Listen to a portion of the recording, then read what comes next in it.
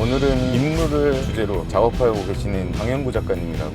안녕하세요. 아이고, 어서 오세요. 강현구 선생님 하면 이제 첫 번째 자화상. 얼굴을 그리고 있다고 그러지만은 실제로는 눈을 그리고 있다고 봐야 돼요. 허구를 섞어줘야만이 더 리얼하게 보입니다. 아, 이해가 됐어요.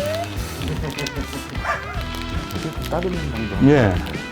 근데 여기가 이제 선생님 어떻게 보면 휴식? 아니네? 여기도 그림이 있네? 간디죠. 예. 밑작업을 어떤 식으로 이거 하신 거예요? 샌드 같은 물감이 있습니다. 이 그림을 바닥에 놓고 그 물감을 마구 뿌리고 네. 그렇게 하고 또 갉아내고 그렇죠, 그렇죠. 예, 또 뿌리고. 어떻게 보면 상당히 돌 느낌처럼 예, 좀 예. 이렇게 표면이 거칠어가지고 우리가 네. 색감이라고 하는 거는 네, 네. 인물에 대한 캐릭터를 반은 가지고 들어간다라는 거죠. 이렇게 광적인 사람들이라든지 히틀러다, 고호다 이런 광적인 사람들에게 빨간색이 어울릴 거고. 어떻게 보면 선생님도 그렇게 약간의 그 감성적인 느낌의 색을 좀 선택하시네요. 아까 뭐 어떤 그렇지만 자화상 같은데 이제 빨간색을 그리는 거는 내가 나한테 주는 어떤 레드카드의 역할이다. 어떤 자기 성찰일 수도 있고 나의 계획일 수도 있고 나한테 대한 경계일 수도 있고 조금 무너지고 싶을 때가 있잖아요. 조금 우리가 게을러지고 싶기도 그렇죠, 그렇죠. 하고 어떻게 보면 자기한테 채찍질하는 예, 욕심을 부리고도 싶고 나가서 문화 권력도 즐기고 싶고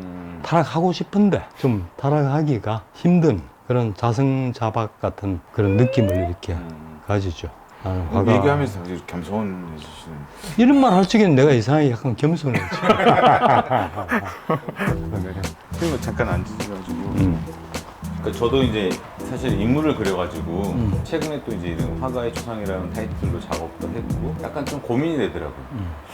이런 걸 계속 끌고 가야 되는 건지. 그러니까 우선 뭐 판매적인 부분도 아무래도 생각 안 할 수는 없고. 내가 화가라고 생각했으면은 이런 거를 어쩌면 안 그릴지도 몰라요. 얼굴 같은 걸. 내가 예술가다라는 생각도 지워버려요.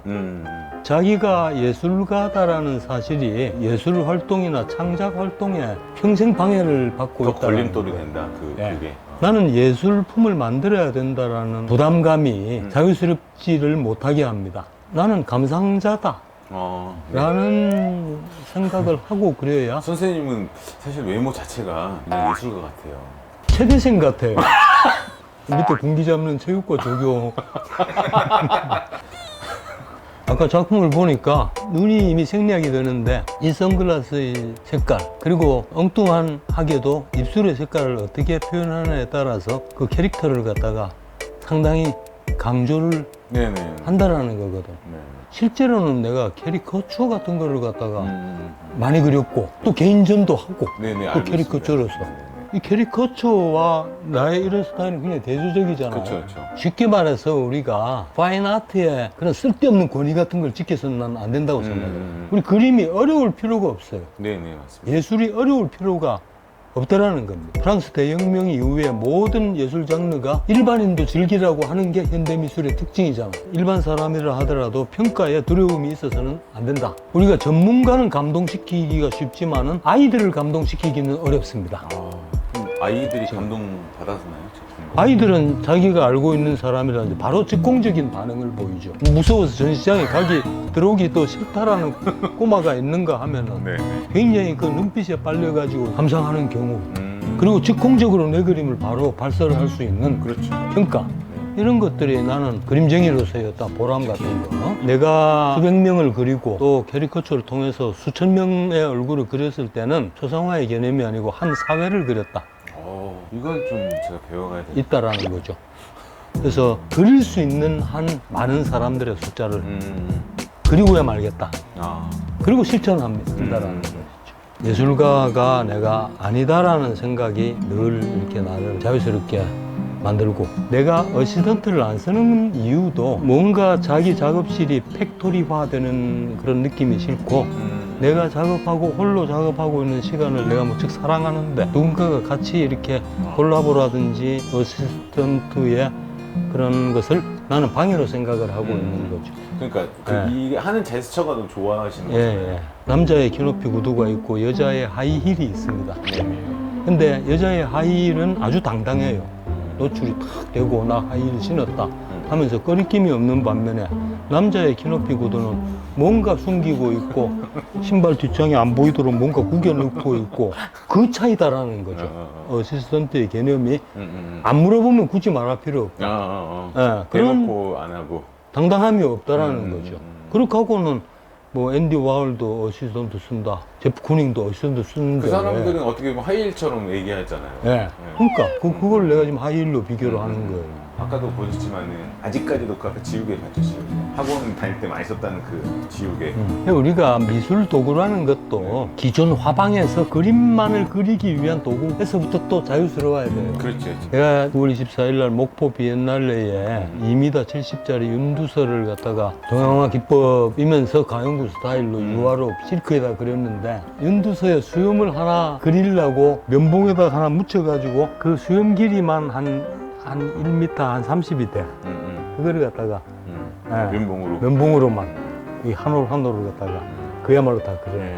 진짜 옛날에 그 어떻게 보면 한국화죠? 초상화 그릴 때 하나하나씩 그거예요. 예, 붓털 세면서 그랬다고 했잖아요. 윤두서와의 어떤 그런 도전, 또 우리 한국을 대표하는 어떤 선비로서의 무섭기도 한 눈이면서도 인자하기도 한 눈이고, 내가 중학교 때부터 윤두서의 자화상 때문에 얼굴을 그리게 된 아주 중요한 동기 중에 가장 어떻게 보면 사실 키포인트였네요, 그런. 그렇죠. 예.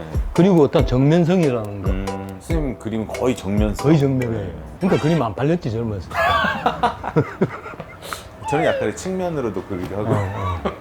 우리가 얼굴에 들어가 있는 것이 너무나 많아가지고 뭐 내 인생이 너무 짧다 할 정도로 아직도 그리고 싶은 게 되게 많은데, 저도 맞습니다. 조금 예술적이지는 못할는지는 모르겠지만은 내가 하고 싶은 이야기, 이거를 꼭 해야 되겠다. 사실은 이야기를 한 거지 나는 그림을 그렸다고 생각을 그렇죠. 안 해요. 사실 선생님이 지금 저기 간디를 그렸더라도 전 아이 때 진짜 간디를 그린 게 아니라 선생님이 생각해서 더 나이를 넣을 수도 있고 더 뺄 수도 있고 뭐 저기 마릴린 monroe도 마찬가지고. 그러니까 예전에는 지금의 90대의 마릴린 monroe. 그렇지. 그 내가 그린 마릴린 먼로 중에는 이 세상에 존재치 하지 않는 그렇지, 거. 그렇지. 어떻게 보면 선생님이 아까도 말씀한 다시 혼을 살린 거죠. 어떻게 보면 지금 우리 상에는 없지만 그림상으로 다시 이렇게 끄집어낸 거죠. 내가 40대 때 그린 자화상을 보면은 20년 후에 자화상을 맞아, 있었어요. 그렸는데 지금 모습 지금 모습하고 비슷하게 됐어. 맞아요. 왜냐면 근데 그 당시에 사인도 2000 몇 년도로 제가 그때 이제 대학교 1학년 99년도에 들어왔다 했잖아요. 선생님 그림을 봤어요. 물론 선생님이 있었는데 그 그림은 선생님 좀 나이가 있는 것 같아요. 저는 보면 아버지를 그렸나? 처음에 그거 보고 참 약간 약간 좀 이랬어. 이런 느낌? 그래서 우리가 이 허구라든지 상상이라는 것은 예술가의 특권이에요. 그 허구를 즐길 수 있다라는 건. 젊은 작가들은 자기가 어떠한 화풍이 찾아왔다라는 것이 작가적 불행이다라고 생각을 갖다가 해야 된다는 겁니다. 이것저것 하다 보니까 화풍에 확립이 없는 게 당연한 나이인데, 물론 우리 윤생은 이제 나이가 이제 50을 향해서 달려가고 있어서 젊은 나이도 아니지만은 설사 화풍이 있다 하더라도 그거를 갖다가 화풍으로 생각 안 하고 다른 걸 자꾸 이렇게 시도해라. 그림이 중구난방이었지만 나중에 그것조차도 하나의 이 다들 일관성이 있어진다라는 거죠. 자기 작품 생활이 설사 끊어진다 하더라도 우리는 그림 안 그릴 때 그림 그리는 놈이 화가입니다. 우리가 여기에 앉아 있는 시간은 나는 괴로워요. 머릿속이 복잡하거든. 휴식을 취하는 것 같아도 여기서는 그림을 그리고 있다라는 겁니다.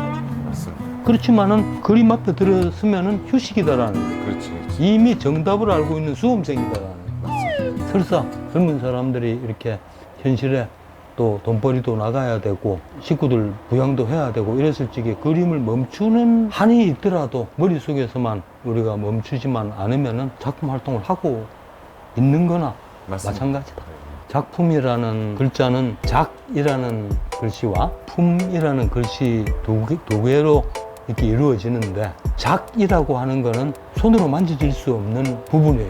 자기 머릿속에 창작이라든지 자기 스피릿이라든지 자기 의욕이라든지 자기 그림을 그리는 원인이라든지 이런 게 작이고, 품이라고 하는 것은 실제 그림을 그리는 물리적인 시간 내지 물리적인 메테리얼 내지 결과적으로 남는 거, 그것이 합쳐져서 작품인데, 그러면은 작과 품이다라는 부분을 놓고 봤을 적에 5대5냐 하면 나는 그게 아니다고 봐요. 8대2로 작이 앞선다라는 거죠. 그림을 그리지 않더라도 팔은 작품 활동을, 작품 생활을 할 수가 있는 거예요. 제가 생각하는 것도 늘 그 작이라는 부분에 대해서 생각도 많이 하고 있고, 작과 품. 예, 그런 부분들을 좀 의미를 더 깊이 새기고 나서 해야 될 것 같다는 생각이 좀 들었습니다. 이렇게 참 내시기 힘든 사람, 그 힘든 선생님들과 이렇게 또 인터뷰도 하게 되고, 오늘 뜻깊은 자리였던 것 같아요. 저도 이제 어떻게 보면 선생님의 작업을 보고 그 99년도 제가 1학년 때 20년 뒤에 그걸 대학교 때? 그 작은 작품단 그 200호 큰 얼굴을 그렇게 예술의 전당인가 그쪽에 맞아. 있었어요. 그분은 그 모습을 보고 그게 누구나